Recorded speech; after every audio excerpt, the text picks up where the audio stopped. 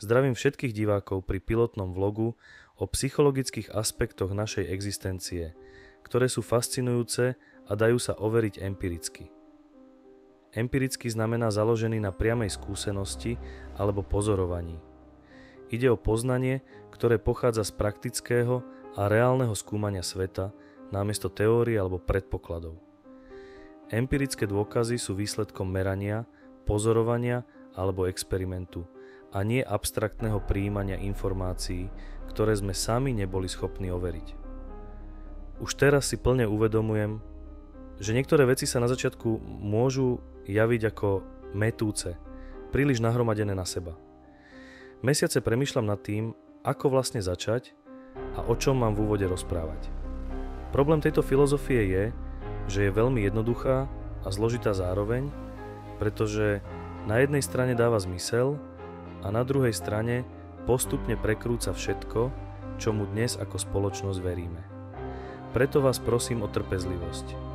Budeme musieť potrénovať našu vnútornú predstavivosť, architekta našich myšlienok, aby sme postupne pochopili túto filozofiu. Zároveň chcem na začiatku uviesť niekoľko vecí na pravú mieru. Tento kanál sa zaoberá spojením psychológie a filozofie, ktorej základom sú zákony paradoxov, ktoré som pozoroval a opísal vo svojich poznámkach. Tie sa jedného dňa, dúfam, stanú knihou. Jedná sa o môj vlastný psychologický výskum myšlienok ako takých. Ako moderný filozof sa zaoberám aj spoločenstvom ľudí, prítomným i minulým. Nezastávam žiadne politické zriadenia ani moderné ideológie. Na svet sa pozerám cez koncept myslenia, ktorý som tiež rozvinul a pokúsim sa vám ho opísať. Nazval som ho myslenie protichodné času, respektíve counterclockwise thinking, čo je síce analytické myslenie, ale sú v ňom zakomponované zákony paradoxov, ktoré pomáhajú lepšie identifikovať, čo je pravda a čo lož. Zákony paradoxov sú vlastne len o pravde a lži, ale nie je to také jednoduché, ako sa to na prvý pohľad zdá. Práve preto som sa rozhodol s tým začať. Jedna moja stará známa mi kedysi povedala: musíš nám to vysvetliť ako deťom v škôlke. Ale nie je to príliš nudné? Každopádne uvidíme, ako nám to pôjde. Tým samozrejme nenaznačujem, že sú ľudia nechápaví. Ja jednoducho len neviem, ako začať a taktiež tvoriť príliš dlhé vlogy, kde chodím okolo horúcej kaše, mi príde skôr kontraproduktívne. Preto ma napadlo urobiť mozaiku, kde sa ďalšia časť doplní z každej strany ako puzzle. Nakoniec by sa to mohlo zakončiť nejakým dlhším zhrnutím série. Uvidíme, ako to všetko pôjde. Nemyslím si však, že som tvorcom tejto filozofie, nakoľko verím, že ľudská spoločnosť v minulosti tieto aspekty veľmi dobre poznala a existuje dobrý dôvod, prečo dnes už tieto princípy neexistujú. Vy si ju môžete overiť sami z pohodlia gauča alebo na záchode. Ja sa však postupne pokúsim, kúsok po kúsku, vlog po vlogu, moje vnímanie sveta vysvetliť všetkým, ktorí budú mať o moje poznanie záujem. Neskôr sa budem venovať aj histórii a spoločnosti ako takej, vopred upozorním na určité fakty, aby to nepôsobilo tak, že v tomto mám jednoducho pravdu a cesta nevedie.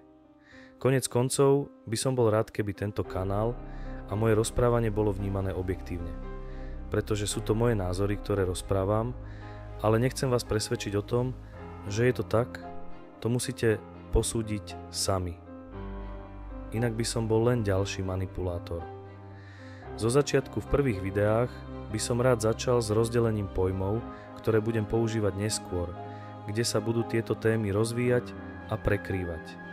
Napríklad vedomie, ktoré bude použité ako vnímateľ, výraz, ako je uvedomenie, lineárne cyklický mechanizmus, negácia ako forma úplnej deštrukcie potenciálu, kreácia a samotný potenciál a tak ďalej.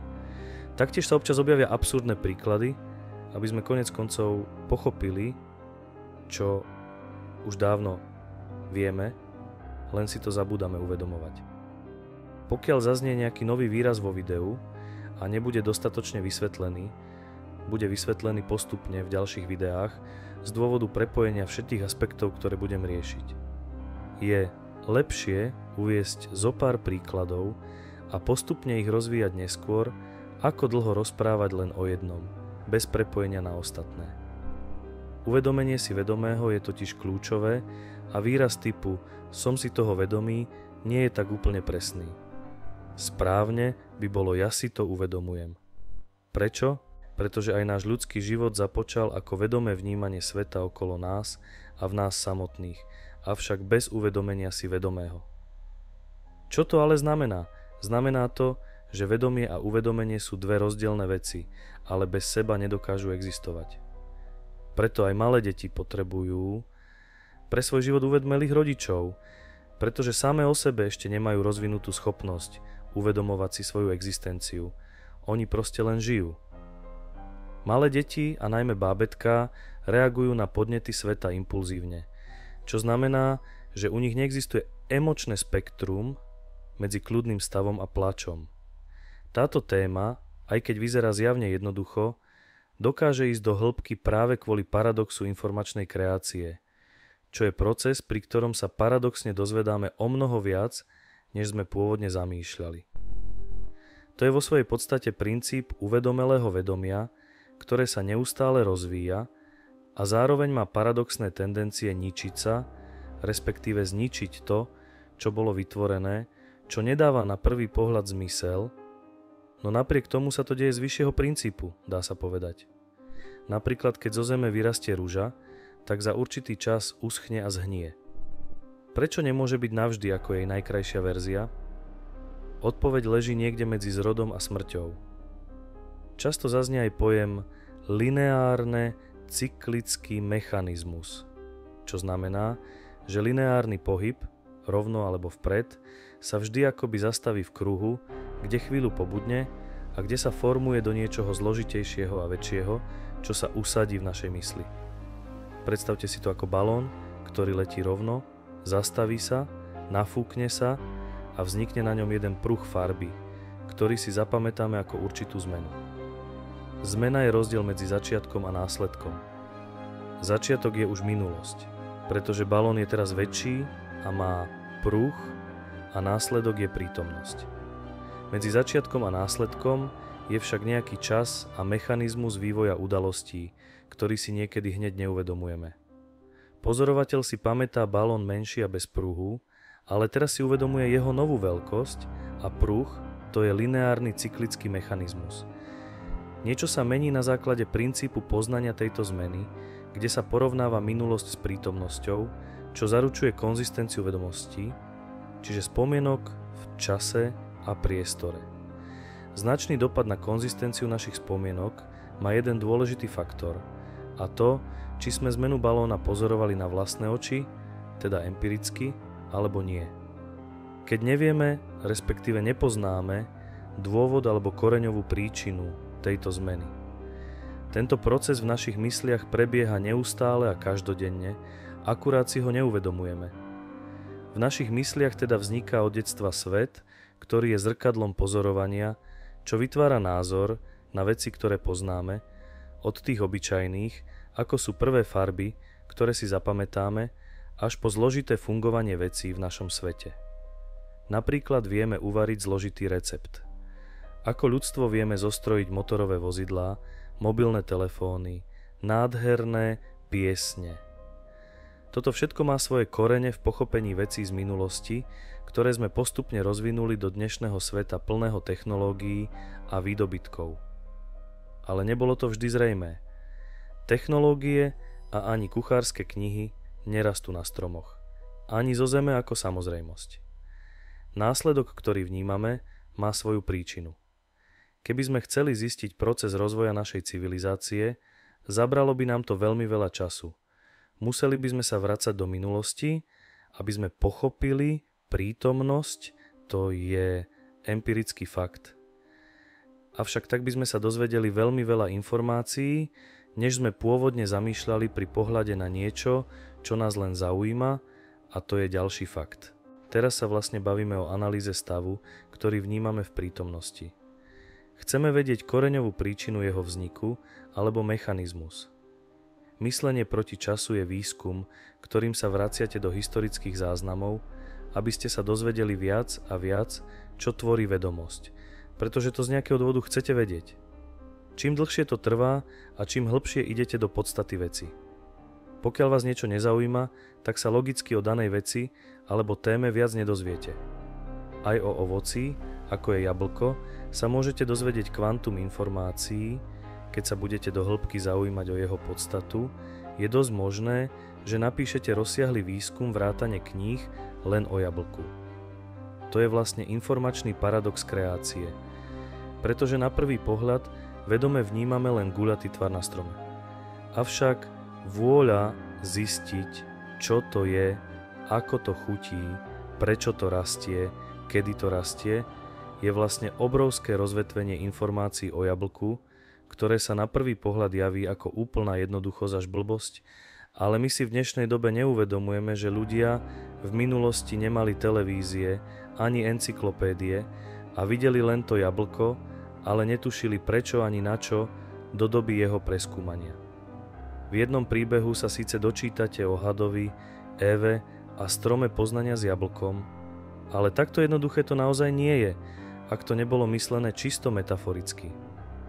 Tento istý princíp platí, aj keď vás niekto o niečom presvieča, ale vy si to nie ste hneď schopní overiť. Jeho poznatky smerom k vám sú istým spôsobom hneď následkom, ktorý nie je možné empiricky overiť, pretože sa nenachádzate pri zdroji. To samozrejme predstavuje problém, pokiaľ vás niekto vedome či nevedome klame. Vedomé pozorovanie je len pozorovanie. Vôľa pochopiť. Pozorovanie tvorí pevné uvedomenie si faktov za podmienky, že urobíme dôkladnú analýzu. Avšak to má svoje negatíva. Pokiaľ sa venujeme analýze lží, vtedy je to mrhanie potenciálom, strata času, aj myslenie by malo byť v rovnováhe a utápanie sa v minulosti nám z dlhodobého hľadiska škodí, pretože vlastne nežijeme v realite, ale v minulosti. Preto je do tohto myslenia vtesnané pochopenie zrkadlových paradoxov. Pre tento problém je tu vysunutá aj logika rovnováhy všetkých vecí, ktorá práve rozdeľuje paradoxy na negatívny a pozitívny. Preto napríklad z pravdy vzniká lož. Pretože neexistuje iba pravda, to by bola utopia, ktorá nevedie nikam. A neexistuje ani iba lož, pretože keby existovala iba lož bez pravdy, bola by to vlastne automaticky deštrukcia. Medzi nimi je teda logika, ktorá tieto dve veci rozdeľuje a my o nich vieme a častokrát vedome klameme pre vyššie dobro nás alebo blízkych. Ďalej vieme, že ľudstvo má dnes tendenciu myslieť skôr na individualizmus a budúcnosť, v ktorej ľudia túžia a vidia seba ako hviezdy, ktoré žiaria nad ostatnými.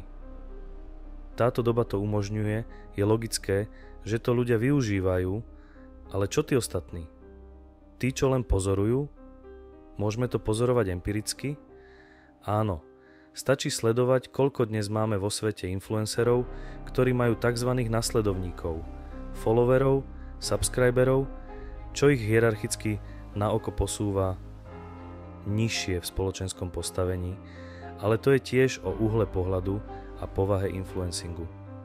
Niektorí ľudia to myslia naozaj dobre. No tie negatívne trendy dnešnej spoločnosti pozorujem častokrát, ako obdivujú mnou nepochopiteľné veci a sami seba stávajú cielene do pozície tých menej cenných, ale možno už o tom ani nevedia. Ľudia, ktorí žijú pre zajtrajšok, neuvedomujúci prečo, prichádzajú o svoj potenciál myšlienkového rastu. Vidina budúcnosti alebo myslenie v smere času je z dlhodobého hľadiska teda tiež mrhanie potenciálu. Aj napriek tomu je veľmi potrebné, pretože plánovanie našich krokov je v našich životoch kľúčové. Ale žiť iba v predstavách budúcnosti, či sledovať ľudí, ktorí hovoria o budúcnosti, tvorí pasivitu, kedy sa človek vôbec nerozvinie po stránke poznania. Tu je dobre povedať, že naše uvažovanie o budúcnosti je zrkadlom vedomosti o našej minulosti. Preto je ideálny stav udržiavať naše myslenie v rovnováhe. Príliš dlho pretrvávajúci stav čohokoľvek v našom živote pôsobí koniec koncov negatívne. To je zákon zrkadlového mechanizmu, ktorý sa vždy po čase neguje do svojej opačnosti. Uveďme si dva príklady o rovnováhe, pričom si povieme najskôr jeden empirický fakt. Ako ľudia fungujeme z psychologického hľadiska drvivú väčšinu času v neutrálnom stave rozpoloženia našej mysle. Keď sa smejeme, pretože nám prišlo niečo vtipné, považujeme to za pozitívnu emóciu. Čo by sa stalo, keby neexistuje cyklus, ale len linearita, ktorá sa nevracia naspäť? Ak by sme sa smiali nekonečne a smiech sa stále stupňoval, naše telo by sa rýchlo vyčerpalo. Neustály smiech by spôsobil problémy s dýchaním, svalové preťaženie a stres na srdce, čo by viedlo k fyzickému aj psychickému vyčerpaniu. Nakoniec by došlo k zlyhaniu základných telesných funkcií a smrti. To je deštrukcia potenciálu. Plač a smútok považujeme za negatívnu emóciu, ktorá je zrkadlom od smiechu. Ak by sme plakali nekonečne bez možnosti prestať, naše telo by zažilo silné vyčerpanie. Neustály plač by viedol k dehydratácii, opuchnutiu očí, bolestiam hlavy a preťaženiu dýchacieho systému. Srdce by zažívalo stres a emócie by postupne prechádzali do úplného psychického vyčerpania. Nakoniec by došlo k fyzickému a emocionálnemu kolapsu, pretože telo by nebolo schopné zvládnuť nepretržitý stres. Deštrukcia potenciálu. Jediný stav, ktorý sa dá empiricky overiť, je ten, že sa vždy emočne vrátime do neutrálneho stavu. Príliš dlhý stav radosti spôsobuje naivitu, šialenstvo, pretože bez možnosti oceniť radosť, ktorá je zrkadlom smútku, by nutne muselo prísť šialenstvo, čo by viedlo k depresiám. Príliš dlhý stav smútku a depresii spôsobuje deštrukciu. Tieto pozorovania dokazujú, že racionalita pozná široké spektrum emócií kladných i záporných. A teda bez existencie jednej či druhej by nemalo zmysel žiť. Zo života vieme, že myseľ takto jednostranne nefunguje, ale že sa snaží udržať v rovnováhe. A pokiaľ to nie je z dlhodobého hľadiska možné, nastáva jej deštrukcia vo forme napríklad samovraždy. To isté platí aj pre lož alebo vieru, vždy sa nakoniec prevráti naopak alebo zanikne, ako ju poznáme. Ľudia potrebujú zmysel života, ale aký je dnešný zmysel života? Keď sa pozrieme na dnešný svet, je mu ťažké pochopiť a je veľmi nevyvážený. Jedným zo spôsobov, ako udržať spoločnosť v chode, je dať ľuďom vyšší zmysel, napríklad neustálym stimulom budúcnosti.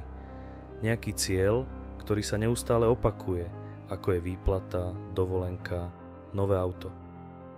Je to neustále len viera v budúcnosť alebo nejaká dogma, ale kde je minulosť a prečo médiá nazývajú ľudí, ktorí sa zaoberajú príčinami následkov, konšpirátormi.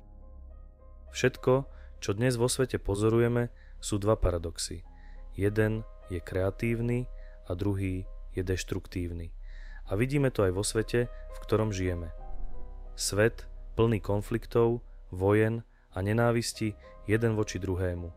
Aj napriek tomu, že keby ľudstvo chcelo, mohlo by vyriešiť snáď všetky naše krízy. Napriek nášmu technologickému pokroku, my však dnes ľudia prídu rozdelení a stratení, za čo paradoxne viním technológiu, ktorá vytvorila vieru v zajtrajšok, alebo Tomorrowland. Čo je to viera z hľadiska psychológie? Viera je z hľadiska psychológie tiež paradoxom, ale prečo? Odpoveď je jednoduchá, pretože viera v niečo, čím si nie sme 100% istí, môže byť fatálna. Viera predstavuje pojem nedostatočne overenej myšlienky, ktorá sa stala dôležitým pilierom našich spomienok. Avšak nebola zažitá a pochopená nami, takže nevieme vyvodiť jej pravosť. Viera sa spája najmä s predstavou budúcnosti, ktorá však v našom ponímaní neexistuje. Je len kalkuláciou nášho ja, žijúceho v prítomnosti na základe poznatkov z minulosti, teda zo spomienok. V skutočnosti nás budúcnosť presahuje a my nad ňou nemáme takmer žiadnu kontrolu, pokiaľ nemáme dostatočne kvalitné znalosti, ktoré sú stále len spomienkami uloženými v minulosti a ktoré využívame v prítomnosti na predstavu budúcnosti. Tá sa však ešte nestala, no my sa tam už vidíme alebo s ňou počítame teraz, čo nás negatívne ovplyvňuje a vytvára slepú naivitu, niekedy až pasivitu. Uviem si jednoduchý príklad. Tomáš, 10-ročné dieťa, sa rozhodol zasadiť zemiaky spolu so svojimi kamarátmi. Žije v rozprávkovom svete, kde nikto nemusí jesť. Má malé pole a jeden zemiak, ktorý chce zasadiť, ale nevie vôbec ako. V tom svete žije notorický klamár, ktorý Tomášovi poradil, že treba zemiaky uvariť a rozmačkať a potom ich zasadiť. Tomáš s nadšením zasadil túto kašovitú hmotu priamo do záhrady, veriac, že mu vyrastú tie najchutnejšie zemiaky na svete. A výsledok? Nie, nič, ani steblo trávy. Jeho slepá viera v radu dospelého bola jednoducho lož. Ak by aj ľudstvo v skutočnom svete zasadilo kašu, neboli by žiadne zemiaky. Ak si to rozoberieme, dieťa nemalo vedomosti o pestovaní zemiakov a zároveň malo silné očakávania, zasadené v budúcnosti, o tom, ako mu porastú zemiaky. Lenže informácie, ktoré si naivné dieťa uložilo do spomienok, boli nepravdivé. Zákon paradoxov je o tom, že ak robíme rozhodnutia na základe lži, nakoniec sa prejaví deštrukcia alebo negácia potenciálu, ktorého sa to týka. V tomto príbehu, ak by vo svete dieťaťa existovali len zemiaky a nič iné, zemiaky by v tomto svete navždy zanikli. Ak by dospelý povedal pravdu o pestovaní zemiakov, skutočne by vyrástlo viac zemiakov než len jeden, pretože príroda dáva exponenciálne. Takže, vážené publikum, dnes sa pozrieme na zaujímavú otázku. Koľko zemiakov môžete teoreticky získať z jedného vyklíčeného zemiaka s viacerými očkami? Pri ideálnych podmienkach, ak zemiak správne rozdelíte tak, aby mal každý kúsok aspoň jedno očko, môžete získať 4 až 10 sadeníc. A teraz to začína byť zaujímavé. Každá z týchto sadeníc môže priniesť 5 až 10 nových zemiakov. Takže z jedného zemiaka by ste mohli skončiť s 20 až 100 novými zemiakmi, za predpokladu, že máte dokonalé podmienky, ako je kvalitná pôda, dostatok vlahy a slnka. Pestovanie zemiakov je vlastne tak trochu exponenciálne. Začnete s jedným a môžete skončiť s celou kopou. Jeden paradox je v tomto prípade deštrukcia potenciálu a druhý je kreácia.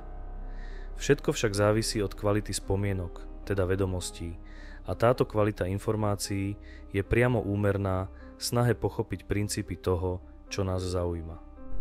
Tento príklad sa dá v správnom kontexte aplikovať na všetko.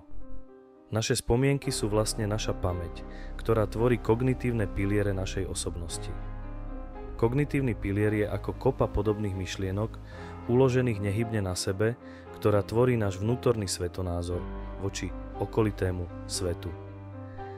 Predstavte si to asi takto. Vo vašej mysli je kruh, v ktorom je veľké mesto. Každá budova je ako kognitívny pilier, ktorý riadi naše postoje voči skutočnému svetu mimo nás. Kognitívne funkcie našej mysle sú nástrojom rozhodovania a uvažovania a z veľkej časti pozostávajú práve z nahromadených informácií o niečom, ohľadom čoho sa chceme rozhodovať alebo zamýšľať. Takže keď budem v budúcnosti používať výraz, ako je kognitívny pilier, je to ako hromada myšlienok na kope, ktorá tvorí vysokú stavbu názoru, vedomostí, ktoré sme nadobudli počas nášho života, uvedomením si vedomého za pomoci lineárne cyklického mechanizmu. Pokiaľ vás budem presviedčať, aby ste zasadili zemiakovú kašu, nastane u vás kognitívna disonancia, blokácia môjho presvedčenia voči vášmu poznaniu a teda nastane aj zánik konverzácie, potenciálneho priateľstva. Pretože som vás chcel oklamať a lož versus pravda sa rovná deštrukcia. Spomienky sú minulosť, ktorá je v podstate uvedomením si prítomnosti. Všetko, čo je mimo nášho vnímania, je už minulosť. Pretože všetko, čo zažívame teraz, je len teraz. a čo bolo pred 15 sekundami o kognitívnom piliere, je už v úvodzovkách nezvratná minulosť. Avšak naša budúcnosť je len predstava založená na minulosti. Budúcnosť je len teória, zatiaľ čo minulosť je pevný bod. Háčik tkvie len v tom, či je naša spomienka pravdivá alebo lživá, pretože lož je opak pravdy a opačne. Náš svet je istým spôsobom zrkadlo všetkého, čo je na dlhé témy vysvetľovania. Ale keď si to tak vezmeme, aj viera je istým spôsobom lož, pretože aj keď vám niekto niečo prisľúbi v budúcnosti a vy tomu uveríte a je to niečo dôležité, môže vám to ublížiť. Pretože vidina budúcnosti neexistuje v prítomnosti. Ona existuje niekde vo vašej mysli. Deje sa to len vo vašich predstavách ako paradoxná existencia niečoho, čo sa ešte nestalo. Ale predpokladáte to a je potenciálna lož. Tak vaše ja zažíva aj paradoxne niečo, čo sa ešte nedeje, ale chce, aby sa to stalo. Čo je istým spôsobom deštruktívny paradox, ktorý sa ďalej dá rozvinúť na tzv. Paradox tunelového vnímateľa, o ktorom sa budeme baviť na budúce. Ďakujem za vašu pozornosť.